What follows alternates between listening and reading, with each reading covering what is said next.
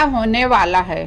पापों के कारण कलयुग का अंत होगा या फिर भविष्य मालिका की भविष्यवाणी सत्य हो रही है? इस बदलते युग का एक निर्धारित संख्या के काल अवधि है, जैसे कि सतयुग, त्रेता युग, द्वापर युग और अंत में है कलयुग। क्योंकि एक युग के बाद दूसरा युग शुरू होता है, जिसके वजह से कालचक्र चलता है। जो मनुष्य जन्म लिया है उसका मृत्यु निश्चित है। कई पुराणों में कलयुग का जिक्र मिलता है, जैसे कि गरुड़ पुराण, नारद पुराण, महाभारत। अंत में भविष्य मालिका में भी कलयुग के बारे में जिक्र मिलता है। कलयुग के अंत के बारे में बताई गई बातें आज के दौर में कहीं न कहीं सत्य हो रही है। आइए जानते हैं संत अच्युतानंद दास की 600 वर्ष पूर्व की गई भविष्यवाणी के विषय में। आज हम ऐसे कुल 7 संकेतों के विषय में जानेंगे कि आखिर क्या संकेत है वह। क्योंकि जो संत अच्युतानंद दास जी ने भविष्य मालिका में बताए गए संकेतों के बारे में जिक्र किया है, वही अन्य पुराणों में भी जिक्र है। तो आज मैं अन्य पुराणों के माध्यम से भी आप लोगों को बताने जा रही हूँ। भगवान नारायण ने स्वयं नारद मुनि को बताया था कि कलयुग में एक समय ऐसा भी आएगा। पहला, जब सभी पुरुष स्त्रियों के अधीन होकर जीवन व्यतीत करेंगे। हम सब जानते हैं कि ऐसा हो रहा है। कई घरों को केवल स्त्रियां ही चला रही है। सारा घर गृहस्थी भाग दौड़ अपने हाथों में लेकर चल रही हैं। अब जानते हैं दूसरे संकेत के बारे में। लोग पाप करेंगे और कहेंगे कि हमने कोई पाप नहीं किया है। पाप अपने चरम सीमा तक पहुंच रहा है, फिर भी मनुष्य की आंखें नहीं खुल रही है। मनुष्य स्वास्तिक जीवन जीने के बजाय तामसिक जीवन जीना पसंद कर रहा है, जिसके कारण अत्याचार बढ़ रहा है।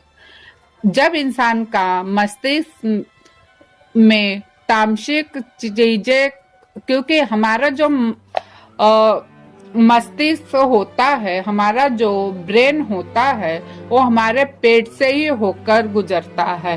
क्योंकि हम जैसा खान पीन रखते हैं, हमारी सोचने की क्षमता भी वैसी होते जाती है। तो इसी विषय में संत अच्युतानंद दास जी ने भी बताए हैं और अन्य ग्रंथों में भी, पुराणों में भी यह जिक्र मिल रहा है। अब चलते चौथे संकेत के ओर। आज आप सब लोग देख रहे हैं कि माँ गंगा नदी सूख रही है। जब वहां पूरी तरह से गंगा नदी सूख जाएगी और पृथ्वी को छोड़कर वैकुंठ धाम चले जाएंगी। आज के दौर में आप सभी को ये संकेत मिल रहे हैं कि गंगा नदी सच में सूख रही है। पहले गंगा जी का जल स्तर बहुत अधिक था, अब धीरे धीरे समाप्त होने के कगार पर है। अब चलते हैं 5वें संकेत की ओर। जब कलयुग का अंतिम दौर चल रहा है, तो अंतिम दौर में आने वाला समय में सारे देवी देवता पृथ्वी को छोड़कर अपने धाम चले जाएंगे। तो ये सत्य है। जब कलयुग अपने चरम सीमा पर होगा, तो सारे मंदिरों से सारे देवी देवता चले जाएंगे। चलते हैं 6ठे संकेत की ओर। मनुष्य धर्म, कर्म, पूजा, व्रत और सभी धार्मिक कार्य करना बंद कर देगा और एक ऐसा समय आएगा जहां पर पृथ्वी पर हर जगह जल होगा। खेती कहाँ से होगी?